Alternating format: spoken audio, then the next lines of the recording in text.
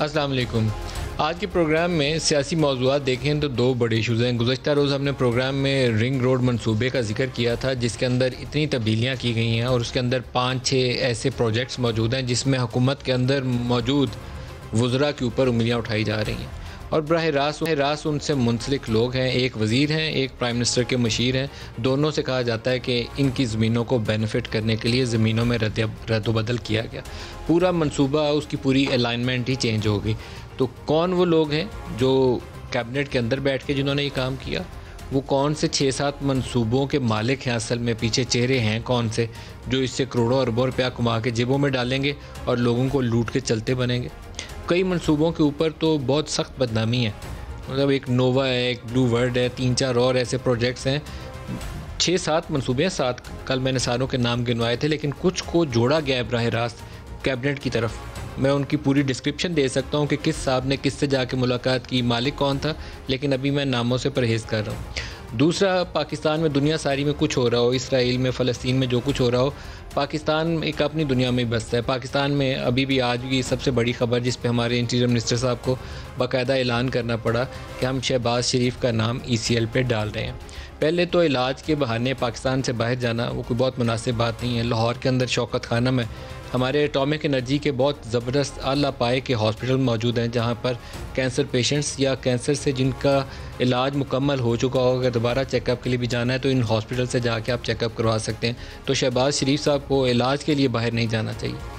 दूसरा मसला ये है कि अगर हुकूमत का और PMLN और PTI वर्सेस एक सिचुएशन पैदा हुई है, पंजाब के हालात इनके काबू से बाहर हो रहे हैं। स्पेकुलेशन ये है कि ईद के बाद नून लीग वाले कोई नई धड़ाबंदी करके हुकूमत के ख़िलाफ़ कोई मुहाज़रा ही चाहते हैं और शहबाज शरीफ जाएंगे, अपने भाईजान से कोई मुशावरत करेंगे, कोई बातचीत तय करके कोई इस्टेब्लिशमेंट से मिल मिला के कोई रास्ता निकालने की कोशिश करेंगे। ये क्या सरा यही है। इनको जो भी परेशानी हो तो उसका कोई कानूनी रास्ता होना चाहिए, किसी की विश लिस्ट के ऊपर उस मामला को नहीं चलना चाहिए। तो ये मेन मौज़ूआत हमारे आज के इस प्रोग्राम में यही दोनों रहेंगे।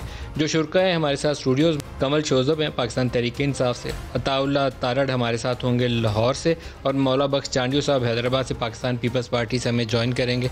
और एक हमने गुज़श्ता रोज़ अपडेट किया था कि पाकिस्तान में कुछ पेशेंट सामने आए हैं जिनमें ब्लैक फंगस, कोरोना के मरीज़, इनके अंदर ये एक प्रॉब्लम नज़र आती है।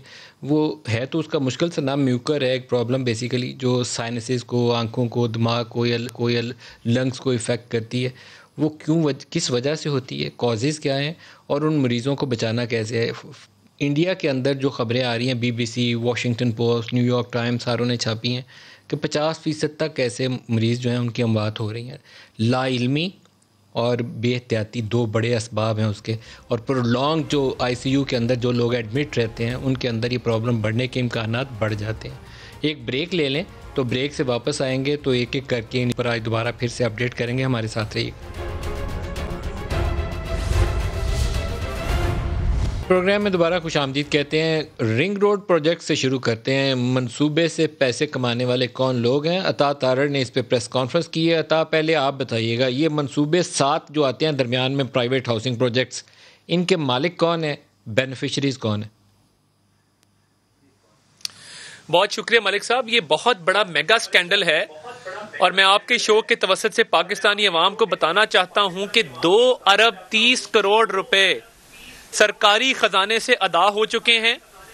पाकिस्तानी अवाम का टैक्स का पैसा, एक मजदूर का, एक बेवा का, एक यतीम का पैसा, ये जा चुका है 2 अरब 30 करोड़। हुकूमती जो वज़रा हैं और जो वज़ीर आज़म साहब के दोस्त हैं उनके जेबों में जा चुका है। और मैं ये साबित करूंगा, हमारे दौर में ये प्रोजेक्ट 2017 में अप्रूव होता है मलिक साहब। ये 40 किलोमीटर 40 किलोमीटर की स्ट्रेच की रिंग रोड थी और ये $400 मिलियन आने थे इसके लिए as a soft loan from the Asian infrastructure and investment bank, जो कि चाइनीज इदारा है, और 2% इसके ऊपर इंटरेस्ट था या कॉस्ट था। अमूमी तौर पे जब आप लोन लेते हैं तो 16-17% होता है, बट ये एक कंसेशन मिल रहा था। वो चाइनीज पीछे पीछे फिरते रहे, किसी ने लिफ्ट ना कराई, और इस दौरे हुकूमत में इस हुकूमत ने अपने मर्जी के ठेकेदार को ये प्रोजेक्ट दे दिया और इसकी जो लंबाई है उसको 40 से बढ़ा के 66 किलोमीटर कर दिया गया। 26 किलोमीटर इसमें ऐड कर दिए गए और इसमें 2 लूप्स नए ऐड किए। एक अटक लूप है, जिसमें गुलाम सरवर खान वफाकी वजीर, उनके और उनकी भाई की नोवा सिटी नामी हाउसिंग सोसाइटी है, जिसके दरवाजे तक इसको पहुंचाया गया अटक लूप ऐड करने के बाद। नंबर 1। नंबर 2, इसमें इस्लामाबाद का 1 किलोमीटर ऐड किया गया। Sector C17 C17 sector 1 kilometre Islamabad का संगजानी नामी गांव है। जुल्फी बुखारी साहब के पूरे खानदान की जमीनें वहां पे मौजूद हैं। आज भी उनके अजीज रिश्तेदार वहां पे बैठे हैं। यहां कहानी खत्म नहीं होती। जब ये सारा कुछ कर लिया गया और ये फ्रॉड जब मंजर आम पे आया और एक दो आपने भी शो किया, अखबारों में भी बातें आई कि ये अरबों का डाका डाला जा रहा है, तो इन्होंने असिस्टेंट कमिश्नर से लेके डिप्टी कमिश्नर तक और डिप्टी कमिश्नर के ऊपर कमिश्नर को फारग कर दिया और डस्का का जो प्लान गुलजार शाह नामी कमिश्नर ने बनाया था उसको बतौर इनाम कमिश्नर रावलपिंडी तैनात कर दिया गया। मुझे बताइए कि जब रावलपिंडी के कमिश्नर से लेके एसी तक के तबादले हो जाएंगे, और एक मेरे पास इंक्वायरी का लेटर है, मैं आपको भेज देता हूं, उसमें लिखा है कि ये अलाइनमेंट भी गलत है, ये ठेका भी गलत दिया गया है और 2 अरब 30 करोड़ रुपए की अदायगी भी गलत की गई है मनपसंद ठेकेदारों को, रियल एस्टेट एजेंट्स को और प्रॉपर्टी डीलरों को की गई है। क्या ये कमिश्नर ने किया है? अच्छा अता, मुझे एक बात बताइए, आपने दो वजीरों के नाम ले लिए। एक आपने नाम लिया गुलाम सरवर खान को फ़ायदा पहुंचाने के लिए नोवा को ये दिया गया, दूसरा आपने कहा जुल्फी बुखारी को फ़ायदा पहुंचाने के लिए इसके डिज़ाइन में तब्दीली की गई।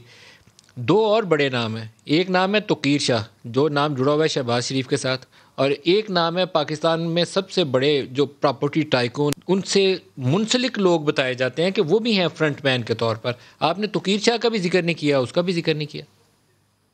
नहीं, देखिए, अब तोकीर शाह का इसमें ताल्लुक इसलिए नहीं है कि तोकीर शाह का ताल्लुक संगजानी विलेज से है और वो अपनी काश्तकारी खुद करते हैं और वो खुद जवाब देंगे, मगर वो जुल्फी बुखारी के करीबी अजीज हैं। तो जुल्फी बुखारी का पूरा खानदान वहां पे बैठा है और तोकीर शाह कहते हैं जो है वो जुल्फी बुखारी के अजीज हैं, ये बता रहे हैं आप कह रहे हैं तोकीर शाह जुल्फी बुखारी के अजीज हैं। जी बिल्कुल करीबी अजीज हैं, मगर वो ये जमीन नहीं देना चाहते। वो कहते हैं जो मर्जी मुआवजा दे दो, मैंने नहीं लेनी, मैं अपनी जमीन डिवाइड नहीं करना चाहता कि सड़क गुजर जाए, मेरी आधी जमीन इस तरफ आए आधी उस तरफ आए। मगर जुल्फी बुखारी का पूरा खानदान वहां बैठा है संगजानी में और ये अरबों रुपए का स्कैम है। चलें, और रिपोर्टेडली सुन लिया आपने, ये 3 बड़े नाम है जी। वो कॉन्ट्रैक्टर साहब के अलावा मलिक रियाज साहब से जुड़े हुए लोगों से अलावा कहा जाता है उनसे मुंसलिक लोग हैं, मुझे मालूम नहीं उनका रोल क्या है, लेकिन ये कमल से मैं इसका पहले जवाब ले लूं। कमल, अब आप बताइए, 2 वजीरों के बराह रास्त नाम तो उन्होंने ले लिए हैं। बिस्मिल्लाहिर्रहमानिर्रहीम। Thank you very much Nadeem साहब, आपने अच्छा सवाल किया तोकीर शाह साहब का। मैं थोड़ा उधर से ही शुरू कर दूं। जिस संजानी का ये जिक्र कर रहे हैं और तोकीर शाह साहब का, वो जुल्फी बुखारी साहब की वालदा के कज़न है, फर्स्ट कज़न है। तो जुल्फी बुखारी साहब के वो मामू लगते हैं रिश्ते में और उनके फादर के वो ब्रदर इन लॉ है। लेकिन क्योंकि उनका ताल्लुक शहबाज शरीफ साहब से बहुत ज़्यादा है और किस हद तक था कि वो principal secretary to the CM थे और पूरे पंजाब के करता धरता थे, इसलिए उनके वालिद साहब की जो वाजिद अली बुखारी साहब है, उनके साथ खासी मतलब दे लॉगर हेड्स कोई बनती नहीं है, काफ़ी नाराज़गी चल रही है। तो संजानी में आपने ठीक कहा है कि इन्होंने काफ़ी वो क्या कहते हैं उसमें बीच में वो करके ना एडिट करके तो बाकी हाफ ट्रुथ बता रहे हैं। बात सारी ये है कि अब तक तो ब्यूरोक्रेट्स के ही नाम आ रहे हैं और तोकीर शाह साहब डायरेक्टली इन्वॉल्व आ रहे हैं। सरवर शाह साहब का नाम इन्होंने लिया है, बड़ी अच्छी बात है। तो अदालतें भी खुली हुई हैं और आपके पास इल्जाम है भी और जुल्फी भी, दोनों का नाम। जुल्फी साहब तो डायरेक्टली इन्वॉल्व नहीं है, तोकीर शाह साहब की जगह इन्होंने जुल्फी का नाम ले लिया। उनके 2 स्कीमों के नाम ऐसे आए थे, कल कुछ मैंने प्रोग्राम में किया, मैंने नाम लेने से गुरेज किया, लेकिन अब मैं ऑन एयर आपको बता रहा हूँ। कुछ लोगों ने कहा कि जुल्फी के ज़रिए कुछ लोगों को प्राइम मिनिस्टर से मिलवाया गया था, प्राइम मिनिस्टर इससे लाइल्म थे और उनको कहा गया कि नैब वाले इनको तंग कर रहे हैं, इनकी स्कीमें नैब में आई हुई हैं। तो ये बड़ी ख़तरनाक कहानी है। अगर आप प्राइम मिनिस्टर के पास किसी ऐसे बंदे को ले जाएं जिसका करैक्टर साफ़ नहीं है और मशकूक है, तो आपके ऊपर भी उतना ही बर्डन है। देखिए नदीम साहब, आप ठीक कह रहे हैं, लेकिन इस सारे जो केस है उसमें एक चीज़ ज़हन में रखिएगा कि ये सबसे पहले इसकी इन्वेस्टिगेशन करने वाला कोई और नहीं, प्राइम मिनिस्टर खुद हैं। उन्होंने इसको प्राइम मिनिस्टर इनिशिएट पे किया। इल्जाम नहीं है पैसे खाने का, नहीं, जिन उन पे दो लोगों पे इल्जाम है वो लेकिन काबीना आप का ये हिस्सा है। देखें कि जो ये अभी ब्रेकिंग न्यूज़ दे रहे हैं कि पाकिस्तान की तारीख का सबसे बड़ा स्कैम आ गया है। ये पाकिस्तान की तारीख की वाहिद हुकूमत है जिसने खुद प्रोब किया है और खुद लेकर निकली, और इसी पाकिस्तान की तारीख का पहला वजीर आजम है जिसने खुद इन्वेस्टिगेशन की है। और आपसे पहले भी वीलॉग हुआ, आपने भी इस चीज़ को उठाया, वजीर आजम ने खुद इसका नोटिस लिया और खुद उन्होंने जाके इसको इंस्पेक्ट किया। जहाँ तक इल्ज़ाम लगाने की बात है वज़रा पे, तो फिलहाल तो उनके ऊपर कोई ऐसा इल्ज़ाम नहीं है। लेकिन सीरियस एलिगेशन, आप उसको अंडरमाइन मत करिए। नहीं, वो मैं डॉक्यूमेंट्स undermine जो हैं नहीं वो देखिए आपके सर्वर खान के मामलात को क्लियर नहीं रखती, मैं बता रहा हूँ आपको। ना मैं किसी के भी मैं यहाँ पर डिफेंड नहीं कर रही, मैं इनकी तरह यहाँ पर बैठ के मुकदमे नहीं लड़ूंगी। मैं तो सिर्फ ये कहूंगी कि अगर इन्वेस्टिगेशन हुई और प्रेस रिलीज भी आ गई है और एक एक चीज़ सामने, तो ये वही हुकूमत है जिसने शुगर माफिया में सबसे पहले अगर किसी को अकाउंटेबल किया है तो वो जहांगीर तरीन साहब आपके सामने हैं। और जो मसले मसाइल मुश्किलात सामने आती रही वो वजीर आजम ने खुद उसको ऑप्ट किया है, और ये तो उन्होंने खुद स्कैम पकड़ा है। तो अता तारड़ साहब के पास अगर सबूत हैं, उनके पास कोई डॉक्यूमेंट्स है तो जरूर बिस्मिल्लाह करें, फोरम्स अवेलेबल हैं, लेकर जाएं, प्रोब करें। मैं एक ऑफर हम करता तो इस चीज को डिस्करेज करना चाहते हैं। नीति से ऑफर करता किसी हूं, जगह भी हो, कॉपीज भेजिए ना मुझे, स्क्रीन पे डालते हैं। मैं कॉपीज भी भेज रहा हूं, मैं एक ऑफर करना चाहता हूं, उनका इसमें रोल जरूर लेकर जाएं। ये फिल्टर ना लगाया करें। ये कोई ऑफर कर रहे हैं क्या? मैं एक ऑफर करना चाहता हूं, डिस्क्रिमिनेशन ना किया करें। मैं एक ऑफर करना चाहता हूं नदीम मलिक साहब, आपको गवाह बनाकर शोफे लिए हुए ना उनका भी नाम डालें। अगर हिम्मत है, बताइए तारड़ साहब क्या कह रहे हैं? अगर हिम्मत है तो prime minister of Pakistan, chief justice of Pakistan को एक लेटर लिखें, जुडिशियल कमीशन बनाएं और कहें कि इसमें दूध का दूध पानी का पानी हो जाए, और सुप्रीम कोर्ट के जजेस से इसकी इंक्वायरी करवा लें। आप लेटर लिखेंगे, तैयार है इस काम के लिए? आपने तो जहांगीर तरीन के खिलाफ पर्चा नहीं दिया, हम जेलों में। तो बहुत हिम्मत है। नहीं, आप लिखे लेटर, आए बात करें। लेके जाते आप इस्लामाबाद हाई कोर्ट में लेके जाएं, सबसे पहले अदालत तो आपको सुनती है। हम तो जाएंगे। अगर आपका दामन साफ है तो घबराते क्यों हैं? बिस्मिल्लाह करें भाई, सबूत घबराए ना, बिस्मिल्लाह करें। आप क्यों रहे हैं? आप वजीर आजम ने तो की है, वही तो इन्वेस्टिगेशन कर रहे हैं। ये कह रहे हैं मैं सबसे बड़ी दुनिया की इंक्वायरी लाया हूं, मैं इसको तोड़ तक लेके जाऊंगा। वजीर बशीर को क्यों नहीं कुछ कहते आप? में कम है हिम्मत, ताकतवर लोगों से डरते रोजों हैं, की वजह से कम हुई हुई है। थोड़ा सा ग्लूकोज पिए और लेके जाए फोरम पे। आपके पास सारे सबूत आ गए तो ले जाए। हम तो ऑलरेडी इन्वेस्टिगेशन कर रहे हैं। हम तो पाकिस्तान की तारीख की पहली हुकूमत है जो अपनों को भी नहीं छोड़ते, दूसरों को भी नहीं छोड़ते। छोड़ने वाली अदालतें, हम तो पूरा काम करते हैं। और साथ में एक और भी ऑफर है नदीम मलिक साहब आपके फोरम से, प्लीज करेंगे रिफॉर्म भी करें, नैब आपकी, और पहले ये रिंग रोड वाला मंसूबा निकाल लें, करें, ये रिंग रोड भागे ना यहाँ से लोग। चांडियो साहब से पूछते हैं, चांडियो साहब ये मामला टेढ़ा है, एसी-डीसी फायर कर देने से नवाज शरीफ साहब ये किया करते थे, कोई शिकायत आ गई एसी की छुट्टी करा दो, एसएचओ को हटा दो, लेकिन बड़े मंसूबे जो हैं जहाँ पर करप्शन का एलिगेशन हो, बड़े लोगों पे हाथ पहले डालना चाहिए। यहाँ उंगलियां सारी उठ रही हैं दो वजीरों की तरफ, क्या तरीकाकार होना चाहिए चांडियो साहब?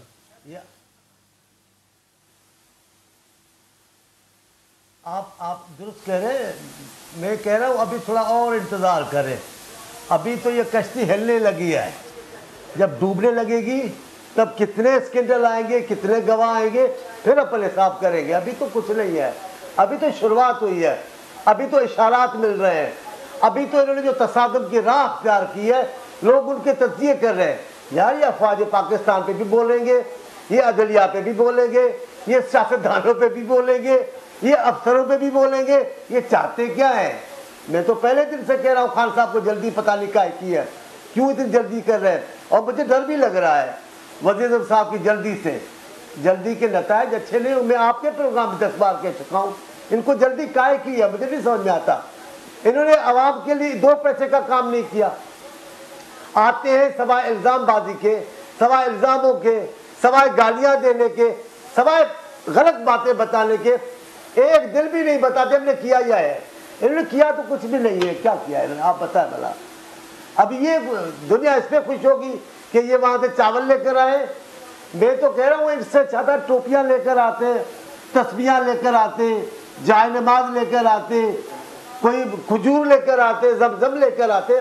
चावल पाकिस्तान में बहुत है अल्हम्दुलिल्लाह, ये भी कोई फख्र की चीज़ है। आप वहाँ से सदके के चावल लेकर आए तो इन्होंने सब करना कुछ नहीं है, इन्होंने लड़ाई करनी है सिंध के साथ, इन्होंने हर बात को शोर में दबा देना है। अब वक्त बताएगा इनके। जी क्या हुआ सर? दो वजीरों के मोहतरमा ऊपर क्या बोल इल्जाम रही है, है? क्या एसीडीसी को फायर कर देना काफी समझ लेना चाहिए चांडियो साहब, या कोई इसके ऊपर पार्लियामेंट्री कमेटी बैठनी चाहिए, या तारड़ तो जुडिशल कह रहे हैं कमीशन बन जाए। मैं तो कहता हूँ पार्लियामेंट में रखें, सारे पेपर्स कागज रखें, सब बंदों का पता है। मैं पहले तो मेरी बहन है, इनको समझाएं, बीच में ना बोले, मुझे अच्छा नहीं लगता। मैं इनके सवाल किसी बीच में बोलने का जवाब दे दिया तो मुझे शर्मिंदगी होगी। गुलाम सरवर साहब हमारे दोस्त हैं, मेहरबान हैं, लेकिन उनका जो रिकॉर्ड है, जो उनके मुतालिक बातें हैं, वो उसका पहले किसी का हिसाब ही नहीं ले रहे। एक जगह तबाही की है, दूसरी जगह दे दिए, तो उनके नाम अगर आए तो गलत नहीं आए होंगे, लेकिन सफाई तो होनी चाहिए। अब खुद ही करेंगे, खुद ही पढ़ेंगे, खुद ही बातें करेंगे, इससे आवाम मुतमिन नहीं होगा। मलिक साहब, इनको लोग अब मैं बड़े दिलों से कहता हूँ, लेकिन अब सूरत हाल वाज़ेह होती जा रही है। अब इन पर जो उंगलियां उठ रही हैं, अब जो उनके वज़रा पर इल्ज़ामात लग रहे हैं, इनको पब्लिक में आना पड़ेगा, इनको जवाब देना पड़ेगा। अब कमल, मेरे ख्याल में गुलाम सरवर साहब के मामले में तो पीआईए वाला ही काफ़ी था उनको सज़ा देने के लिए, लेकिन तब नहीं सज़ा दिया। आपने पूरा कौमी इदारा उन्होंने बिठा दिया, यूरोपियन यूनियन ने सारे पे हमारे ऊपर बैन लगा दिया। अभी कर लें, कुछ तहकीकात कर लें, क्या वो इस काबिल हैं? तहकीकात तो हो रही है नदीम मलिक साहब, मैं तो ये कह रही हूँ गुलाम सरवर से तहकीकात हो रही है। मैं समझती जिसका भी नाम आएगा होगी। मैं तो बड़ा राज सवाल पूछना चाहता हूँ, गुलाम सरवर से तहकीकात हो रही है? गुलाम सरवर साहब से फोन करें, उनको पूछे, मैं उनकी यहाँ पे सफाई तो नहीं दे सकती, मैं तो सिर्फ ये बता सकती हूँ। आप कह रही हैं हुकूमत एक्शन ले रही है, हुकूमत नहीं तो शुरू की है, ये ना करें, वजीर है, जवाब दें। तारड़ साहब जरा हौसला कर लेना, आपकी जान में जान आती नहीं है, आप दूसरों को कहते हैं अगर हौसला है तो ये करें। वो कोई प्राइवेट इंडिविजुअल नहीं है, की बजाय आप सबूत दें और फोरम पे पेश करें। फेडरल मिनिस्टर है, सबूत सारे मेरे पास है। हौसला कर लें, तारड़ साहब से सुन लें, कमल की बात सुन लें, फिर आप भी अपनी बात करिए। कमल से सुन लें। देखें जिस तरह से ये जा के शोर शराबा करते हैं, इधर फोरम्स पे आके पूरे मुकदमे लड़ते हैं, मैं वो काम नहीं कर रही ना, मैं यहाँ पे किसी की सफाई दे रही हूँ। मैं तो आपको बता रही हूँ कि इस स्कैम को लाने वाला कोई और नहीं, हुकूमत पाकिस्तान खुद है। वज़ीर आज़म ने खुद इसका इंक्वायरी का इनिशिएटिव लिया है और उन्होंने विदाउट डिस्क्रिमिनेशन के कौन है कौन नहीं है, वो खुद इस चीज़ को देख रहे हैं। इनके पास अगर कोई एक्स्ट्रा सबूत है तो दें, हम तो किसी को नहीं छोड़ेंगे। बताइए तारड़ अच्छा, साहब। दूसरा मैं जरा जो हमारे एक मिनट सिर्फ नदीम साहब, एक सिर्फ और सुन लीजिए, वो चावलों की बात कर रहे हैं मेरे सीनियर कोलीग, मैं सिर्फ इतना एक मिनट सिर्फ बता दूं कि 2008 से 2013 तक king Salman relief projects in Pakistan में पीपल्स पार्टी के एरा में 32.4 मिलियन की डोनेशन आई, और अभी भी जो आया है वो सिंध में जा रहा है और वजीर आजम नहीं लेकर आए हैं। ये गलत इधर से कोट किया गया और ये लोग रिसर्च करते नहीं है, बस वो बुग़्ज़ इमरान खान में जो दिल में आता है चलाई रखते हैं। असल में वो सोशल मीडिया पे मीम बहुत चली है, मुराद सईद की वो फोटो, मुराद सईद साहब उन्होंने कहा 5 अरब आ गए हैं, 7 से बड़े एक्सप्रेस ट्रिब्यून ने उसको बताया 27.4 मिलियन नून लीग के दौर में आया। और टॉपिक पे वापस आ जाए। एक दफा नवाज शरीफ साहब ने कहा कि खजूरें नहीं आई, तो उसके बाद से उन्होंने भेजना बंद कर दिया। अलाइनमेंट तब्दील करके जिनको बेनिफिट किया गया है, Nova City, Capital Smart City, New Airport City, Al Asif Housing, ये टॉप सिटी है, एसएस डेवलपर्स है, ब्लू वर्ल्ड है, इस्लामाबाद कैपिटल हाउसिंग सोसाइटी है। दोबारा आपकी तरफ आ रहा हूँ जनाब तारड़ साहब, बताइए इन्होंने कितना माल बनाया, क्योंकि ये ज़मीनें कोड़ियों की थी, यहाँ मोल नहीं था इस इलाके का। ये रिंग रोड वाले मंसूबे की वजह से उनकी लॉटरी लगी है। लॉटरी लगी कैसे? एक और मेरा सवाल भी साथ, अगर ये प्लीज ये मुकदमा लेके जाएं तो वो जो चक्री मोटरवे से एडिशन किया गया तो उसको भी साथ ही उसको भी मिला लें। जहां पहले इसका जवाब ले लें। और बेवाओं का और गरीबों का टैक्स पेयर का पैसा लग रहा है ना, प्लीज इनको इतना हम पहले इसका जवाब ले लें। तारड़ साहब देखिए, एक तो पहली बात ये है कि ये 2 तरह की करप्शन की गई है। एक तो हाउसिंग सोसाइटियां जो वहां पे वाक़े हैं उनकी कीमत बढ़ाई गई है। नंबर 2, जो 2 अरब 30 करोड़ रुपया जा चुका सरकारी अकाउंट से निकला, अपने मनपसंद प्रॉपर्टी डीलरों को, एस्टेट एजेंटों के अकाउंट में गया, वो जा चुका है। तो ये 2 तरह की करप्शन की गई है। मैं तो बड़ा सीधा सवाल रखा है कि क्या इतना दम है कि आप लोग सुप्रीम कोर्ट को एक लेटर लिखें? मुझे बताएं ना, इदारे कौन से तहकीकाती इदारे हैं? पुलिस है, नैब है, FIA है, जिस 2.25 अरब का आप जिक्र कर रहे हैं, ये 2.25 अरब छोटी रकम है। ये जो 7-8 हाउसिंग सोसाइटी ने पैसे बटोरे हैं वो उससे बहुत बड़ी रकम बनती है। कई अरबों में होगा, मगर मलिक साहब मुझे बताएं ना, ये गरीब आवाम का पैसा जो ये दिन दहाड़े, उसका भी हिसाब लेना किसी को पड़ेगा। लोगों को लूटने के लिए खुला छोड़ा हुआ है, गवर्नमेंट हो रही है बड़ी जाली स्टार छाप छाप के बेची जाते हैं, जमीन पल्ले नहीं होती। तो क्या चेयरमैन नैब जावेद इकबाल साहब इसका नोटिस लेंगे? क्या जुल्फी बुखारी को, सरवर खान को गिरफ्तार किया जाएगा? क्या उनसे तहकीकात की जाएंगी? क्या उनको पूछा जाएगा कि भाई आपने किस नाते ये अलाइनमेंट चेंज करवा के अपने जाती लोगों को और अपनी जाती जमीन को इसमें शामिल किया? और देखिए, ये कोई इनका एहसान नहीं है कि वजीर आजम ने इसकी इंक्वायरी करके 4-5 अफसरों को भड़का दिया। ये कोई एहसान नहीं है। अगर नाम नेहाद वजीर आजम इस मामले में संजीदा है तो लेटर लिखे सुप्रीम कोर्ट को, सुप्रीम कोर्ट को लेटर लिखा जाए और कहा जाए कि जनाब ये इसकी इंक्वायरी करें, जुडिशियल कमीशन बने और जिन लोगों ने ये लूटमार की है वो सरवर खान है, वो जुल्फी है, उनके खिलाफ एक्शन लिया जाए। सिर्फ इल्जामात बगैर किसी सबूत के कैसे किए? मेरे पास सारे कागज हैं, मेरे पास सारे कागज हैं। इसको डाइल्यूट ना करो कमल शोजेब, इसको डाइल्यूट ना करें। पाकिस्तान के शहरी हैं, ये सारे कागज मैंने मलिक साहब को भिजवाए हैं, उस पे भी आपको रिस्पांस मिलेगा, लेकिन सबूत पेश करें। मैं पढ़ दूं, आप खामोश हो जाए 2 मिनट, मैं पढ़ देता हूं। नहीं, सबूत पेश करें ना, खाली इल्जाम तकरीरें थोड़ी करने के लिए आपको बुलाया है। आप हर फोरम पे जाके तकरीरें झाड़नी शुरू कर देते हैं और नाम लेने शुरू कर देते हैं। नामों के साथ फिर इस तरह के सबूत भी दिखाया करें ना। ये देखिए, पूरी इन्वेस्टिगेशन रिपोर्ट है, सारे आपके पूरे शहबाज शरीफ के टीटीओ की करते धरते हैं समेत आप लोगों के सबके। आप साथ कोई सबूत देना, जुबानी तकरीरें करने का क्या फायदा है कि जी फलाने को भी कर दो, फलाने सबको कर देंगे। अच्छा, एक दफा नाम आएगा सबको बंद करेंगे, सबूत लाएं। तारिक साहब एक दफा इसका जवाब दे दें, फिर शहबाज शरीफ वाला इशू भी साथ शामिल करते हैं। पहले इस दफा एक कंप्लीट इसका एक आर्गुमेंट जो आपने करना कर लें। इंक्वायरी कमेटी की रिपोर्ट है, ये कहती है कि ये ठेका इलीगली दिया गया 65 किलोमीटर का। मेरे पास है सारी, ये पढ़ी। इंक्वायरी कमेटी पाकिस्तान तहरीक इंसाफ की हुकूमत और वजीर आज़म के कहने पे बनी है, वो कोई शहबाज शरीफ साहब ने थोड़ी बनाई है। मलिक साहब इनको चुप कराएं, इस तरह नहीं होगा। मैं दूर बैठा हूं, सबूत बता दें। ये जो हाउसिंग सोसाइटीज इंक्वायरी कमेटी भी पाकिस्तान तहरीक इंसाफ इसके सबूत हैं आपके पास? इंक्वायरी वजीर आजम के कहने पे शुरू हुई, आप उसका क्रेडिट ले रहे हैं, कमाल है आपकी। मलिक साहब अगर चुप करा दें इसको, पहले एक दफा जवाब दे देंगे, आपके पास सबूत है इसके ऊपर? तारिक साहब, मलिक साहब 2 मीटिंग्स लाहौर के अंदर, प्रोविंशियल जो आपका पीपीपी सेल है जिसको पब्लिक प्राइवेट पार्टनरशिप सेल कहते हैं, बुजदार साहब ने चेयर की, दोनों दफा अलाइनमेंट की मंजूरी दी। मिनट्स ऑफ द मीटिंग मेरे पास है, नंबर 1। नंबर 2, सलमान शाह जो वजीर आला पंजाब के मुशीर हैं, वो पिंडी गए, उन्होंने पीआरसी प्रोजेक्ट रिव्यू कमेटी की मीटिंग चेयर की और बुजदार साहब ने जो अलाइनमेंट अप्रूव की थी इमरान खान साहब के कहने पे, उसको उसकी तौसीक की, उस पे मोहर लगाई। ये मीटिंग ऑफ द मिनट्स खुद बोल रहे हैं कि बुजदार साहब, हालांकि ये वजीर आला चेयर नहीं करता होता, ये चेयरमैन पीएनडी चेयर करता होता है, इसकी PC1 की मंजूरी, इसकी प्रोजेक्ट रिव्यू कमेटी की meetings, public private partnership monitoring cell की मीटिंग, बुजदार ने 2 मीटिंग अटेंड की हैं, 1 फरवरी में, 1 अगस्त में।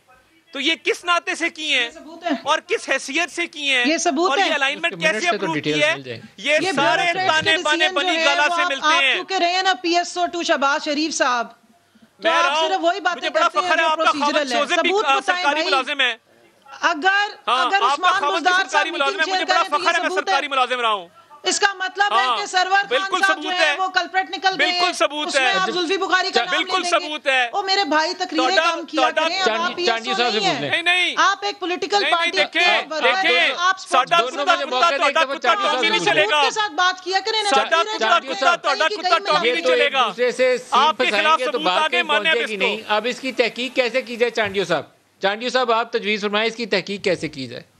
और लगे हाथ तो जो सिंध में कब्जे हो रहे हैं उनके पहले चांडियो साहब से पूछे। चांडियो साहब, मुझे नहीं पता अब इन मामलात का सही माना में तो मुझे नहीं पता, लेकिन हर मामले की तहकीक के लिए एक है। तारड़ साहब बात तो ठीक कर रहे हैं कि जनाब सुप्रीम कोर्ट को कह दे वो तहकीकात करे, उससे बड़ा इदारा और क्या होगा, लेकिन ये वहाँ नहीं करेंगे क्योंकि इन्होंने वहाँ भी बेतमादी करना शुरू कर दी है। अब पूरी अदलिया पर नंबर लेकर, कभी इस्लामाबाद पे, कभी लाहौर पे, कभी सुप्रीम कोर्ट पे, आज उन्होंने जो करके 2 दिन से अदलिया के जजों पर बातें करना शुरू किया, कोई मामूली तो बात नहीं है मलिक साहब। 3 दिन पहले वजीर इत्तलात ने जो बातें की, शहबाज शरीफ के बेल पर जिस किस्म के बयानात हैं, इससे बड़ी तौहीन अदालत की कोई कर ही नहीं सकता हुक्मरान तबका। लेकिन कोई बोलने वाला नहीं है, इनको कोई पूछने वाला नहीं है। इन्होंने कमाल कर दिया। वो आप 2 दिन के तबसरे निकाले जब शहबाज शरीफ के की जामिन हुई है, जमानत हुई है, आप देखिए क्या कहा है। अभी इन्होंने कहा है, आज कहा है, इन्होंने कहा है, अभी इस पे तो कहा है, लेकिन जो गुजर गए उन पे भी बात हो रही है। तो जिन्होंने मुकदमा बंद किया था उनकी बाहर प्रॉपर्टी है। ये इशारा किस तरफ है? ये इमरान खान साहब को या तो इनसे बचना होगा, ये सारे जहान से इनको लड़ाते चले जा रहे हैं। क्या चाहते हैं मुझे कुछ अंदाजा तो है, ये पहले भी लड़ाकर सबको आए जहाँ, अब ये अपनी जगह और जगह बनाएंगे, लेकिन इन्होंने ये चाहते क्या है? पहले वालों पे भी बेइत्मादी, अब भी बेइत्मादी, और दूसरे इदारों पे भी जरूरी है। मैं थोड़ा सा इस सवाल के ऊपर, मेरी पोजीशन बड़ी अजीब है। मैं नहीं चाहता कि किसी को इलाज की खातिर यहाँ से जहाज पे बिठाया जाए। आज़ाद शहरी है तो उसकी मर्जी है, जहाँ मर्जी जाए, लेकिन केस है तो लीडर है, अगर पॉलिटिकल पार्टी को हेड करता है तो केस फेस कर।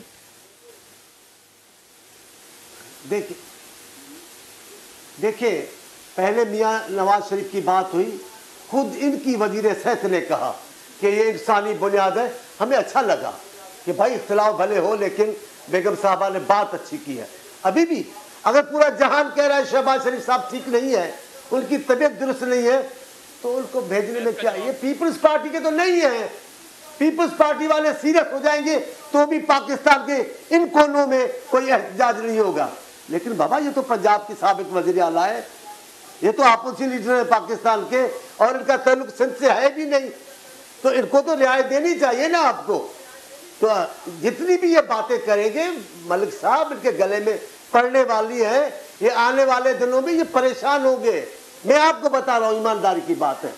अदलिया से लड़ाई, अफवाज पाकिस्तान से लड़ाई, ब्यूरोक्रेसी से लड़ाई, अपोजिशन से लड़ाई, मीडिया से लड़ाई, ये चाहते क्या है?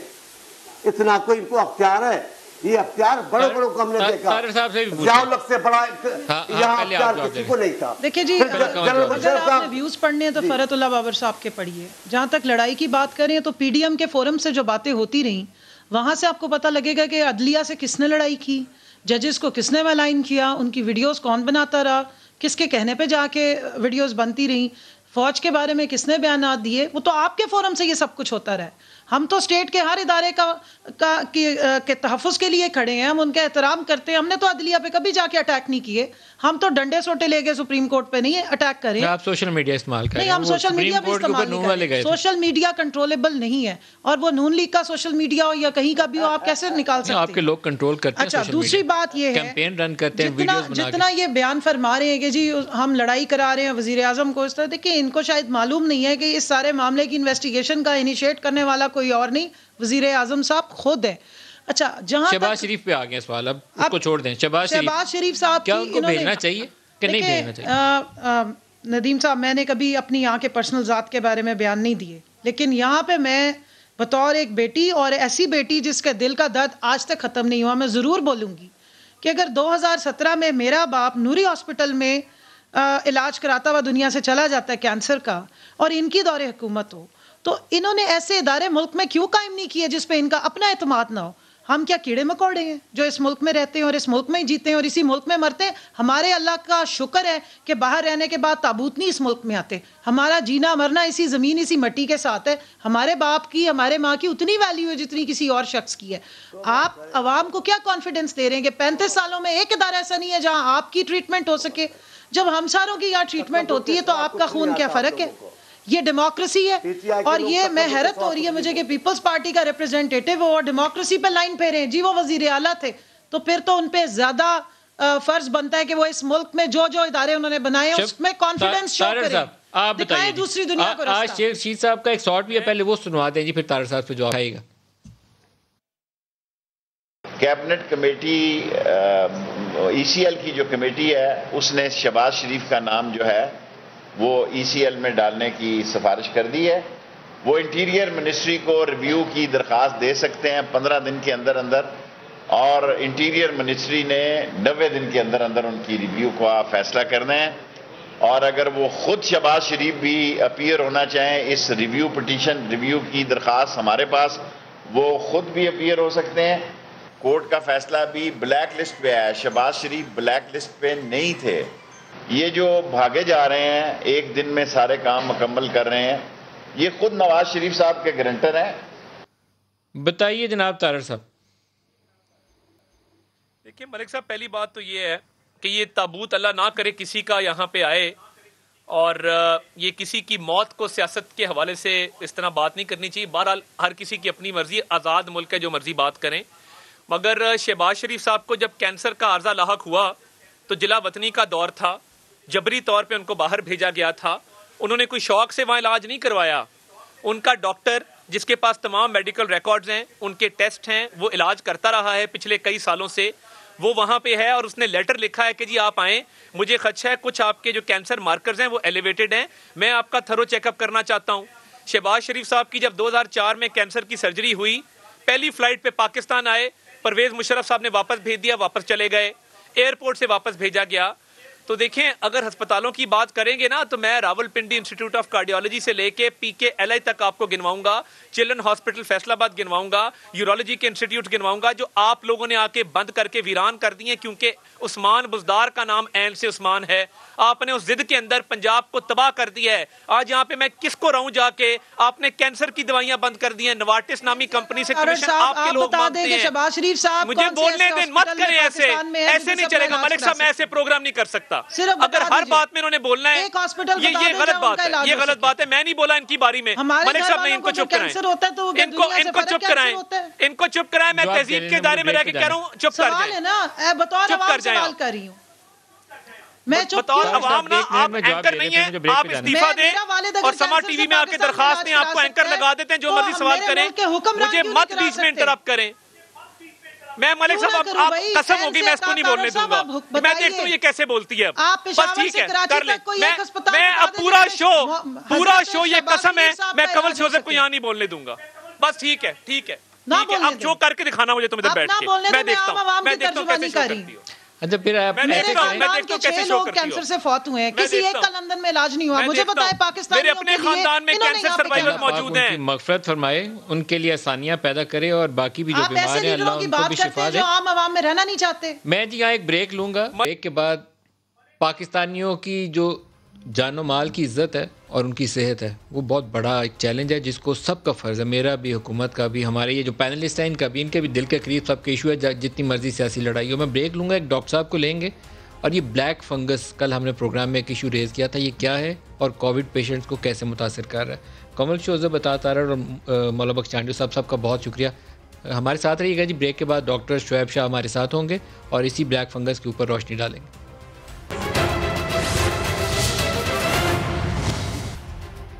प्रोग्राम में दोबारा खुशामदीद कहते हैं। कोरोना की वजह से पूरी दुनिया के सामने चैलेंज है और हमारे हमसाया मुल्क भारत में अल्लाह पाक पूरी दुनिया पर रहम करे और उन पर भी रहम करे, क्योंकि वहाँ सूरत हाल ऐसी है कि लाशों को जलाने के लिए उनके पास जगह नहीं है, लकड़ी नहीं है।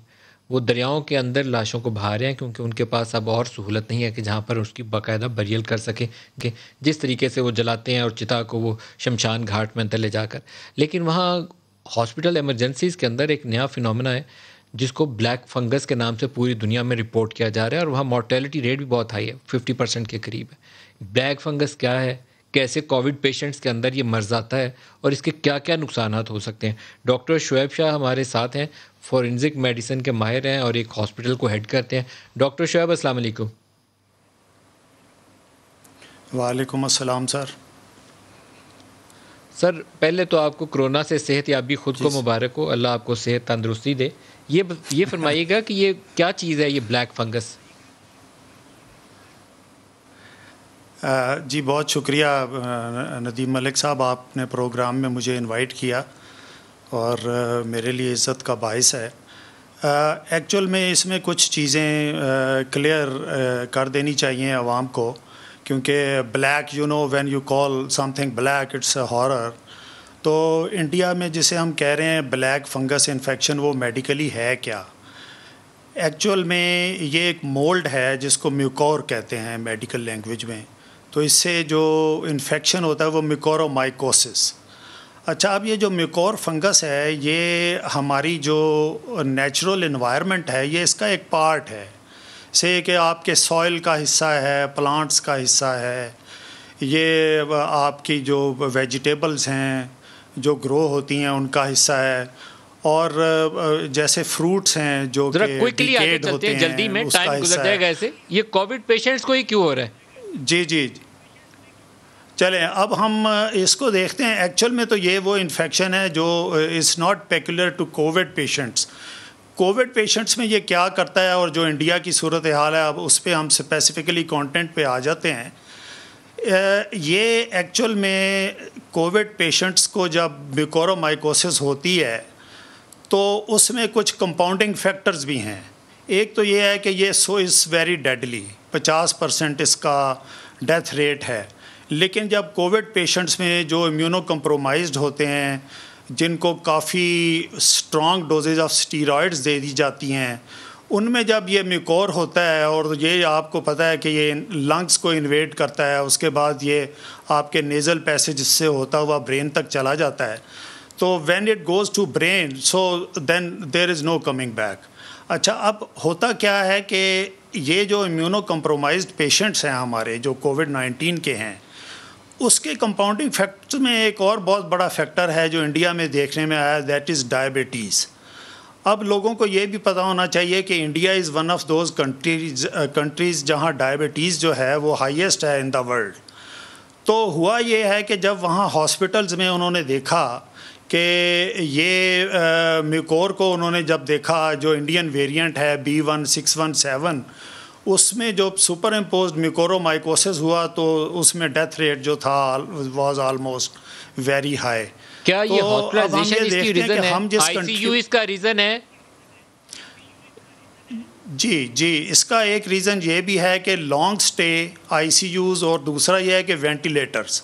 आपको पता है वेंटिलेटर्स के ऊपर इंडिया में तो ये देखने में आया कि जो वाटर यूज़ हो रहा है वो कंटेमिनेटेड है, उसकी वजह से भी ये म्यूकोर जो है ये चला जाता है आपके लंग्स में। अब मैं पाकिस्तान की सूरत हाल पे थोड़ा सा, म्यूकोर हो चुका है, क्या उसके कोई ब्लैक स्पॉट्स हैं ऐसे, कोई नेज़ल में या आँख के अंदर? इंडिया में लोगों की आंखें तक निकाली गई हैं, नाक के हिस्से काटे गए हैं, तो यहाँ कैसे पता चलेगा कि किसी को ये ब्लैक फंगस आ रही है या नहीं आ रही? सर देखिए, इसके सिम्टम्स तो सेम हैं, जो कोविड नमूनिया के हैं, फंगल नमूनिया के भी सेम सिम्टम्स हैं। लेकिन इसको देखिए डायग्नोसिस में जब आप ये देखें कि कोविड पेशेंट रिकवर हो गया, कोविड से नेगेटिव हो गया, लेकिन स्टिल सिम्टम्स परसिस्ट, तो फिर हमें ये भी देखना चाहिए कि क्या हम इस एंगल से देखें कि ये फंगल इन्फेक्शन सुपर इम्पोज तो नहीं हो गया। अब पाकिस्तान में मैंने आज कुछ ENT सर्जन्स जो कि डायरेक्टली रिलेटेड हैं इसके साथ, जो आपके नोज़ को, थ्रोट को और ऑप्थेल्मोलॉजिस्ट जो देखते हैं, क्या पाकिस्तान में ऐसे मरीज सामने आए हैं जिनको ये ब्लैक फंगस हो, और वो कितने हैं? Quickly last question. जी, पाकिस्तान में ये मरीज़ डायग्नोज हो चुके हैं। हम लोग इसको लोगों को बता नहीं पा रहे या बता नहीं रहे। आज जो ENT सर्जन्स ने मुझे कंफर्म किया है, एक ENT सर्जन ने 5 पेशेंट इस्लामाबाद में देखे हैं, कराची में तादाद इससे ज़्यादा है। और ये एक चीज़ मैं लोगों को ये बताना चाहूँगा आपकी तवज्जुह से कि देखिए, it is not peculiar to the Indian variant. चाहे इंडियन वेरिएंट हो, UK वेरिएंट हो या साउथ अफ्रीकन वेरिएंट हो, किसी में भी ये सुपर इम्पोज्ड इन्फेक्शन जो फंगल इन्फेक्शन है ये हो सकता है। तो पाकिस्तान में नॉर्मल जो वेरिएंट्स अगर पाकिस्तान में ये नहीं भी अवेलेबल या हैं भी, तो फंगल इन्फेक्शन को ज़रूर फोकस करना चाहिए कि ये यहाँ पे हो सकता है, और इससे डेथ्स जो हैं वो हमारा डेथ रेट जो है वो इंक्रीज़ हो सकता है। ये चीज़ मैं ज़रूर बताना चाहता था कि ये सिर्फ पेक्युलर इंडियन जो वेरिएंट है उससे नहीं है, ये किसी भी कोविड पेशेंट को हो सकता है, और कोविड पेशेंट को रिकवर होने के बाद भी हो सकता है। तो ये मेरा पॉइंट ऑफ व्यू है, और ये बहुत एक पब्लिक अवेयरनेस मैसेज है जो हमने डॉक्टर साहब की मदद से आप तक पहुंचाया है। कोविड पेशेंट इससे ज़्यादा एट रिस्क हैं, और ख़ास तौर पर जिनको साथ शुगर का मर्ज़ है या उनका इम्यून सिस्टम जो है वो कमज़ोर है, तो एक्स्ट्रा ऑर्डिनरी केयर की ज़रूरत है। और NCOC कोई गाइडलाइंस जारी कर दे लोगों के तहफ़्फ़ुज़ के लिए और हॉस्पिटल स्टाफ के लिए, तो बहुत मुनासिब होगा कि इनकी केयर कैसे की जाए। आज के लिए इतना ही, इजाज़त दीजिए, खुदा हाफ़िज़।